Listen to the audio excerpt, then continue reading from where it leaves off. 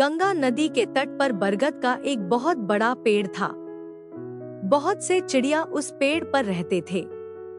इस पेड़ के पास ही एक नदी बहती थी, जिसका जल पीकर चिड़िया और राह चलते लोग अपना प्यास बुझाते थे या फिर झुलसती धूप की तपिश से बचने की घनी छाव में आराम करते थे।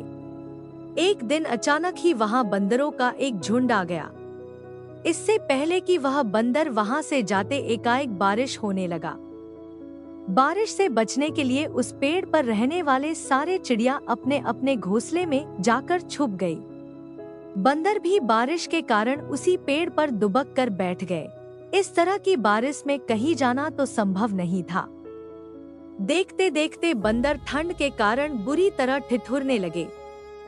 जब चिड़ियों के राजा ने उन बंदरों की यह हालत देखी तो उन्हें उन पर बड़ी दया आई, किंतु समर्थ बंदरों को देखकर उसे क्रोध भी आया कि भगवान ने इन बंदरों को इतना अच्छा हाथ दिए हैं, फिर भी ये मूर्ख इधर उधर इठलाते फिरते हैं और उत्पात करते रहते हैं। क्यों नहीं यह अपने लिए घर बना लेते हैं। यही सब सोचकर वह उनसे बोला, है बंदर भाइयों, आप लोग चतुर और होशियार हैं। मेरी समझ में अभी तक यह बात नहीं आई कि आप अभी तक अपना घर क्यों नहीं बना सके। आपके सामने तो हम कुछ भी नहीं है, परंतु फिर भी अपने अपने घर में बैठे हैं। वास्तव में सत्य बहुत ही कड़वा होता है।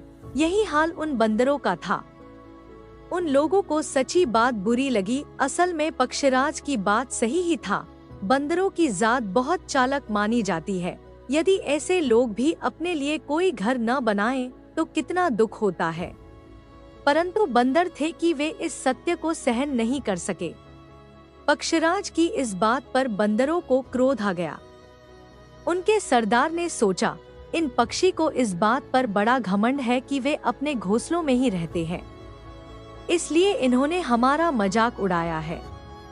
कोई बात नहीं, हम तुम्हारे इस घमंड को तोड़ कर ही जाएंगे। तुम लोगों ने अभी बंदर देखे ही कहा हो।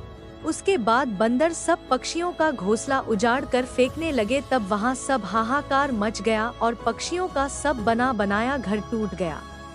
तो इस कहानी से हमें यही सीख मिलता है कि जो मूर्ख है उसे ज्ञान मत दो।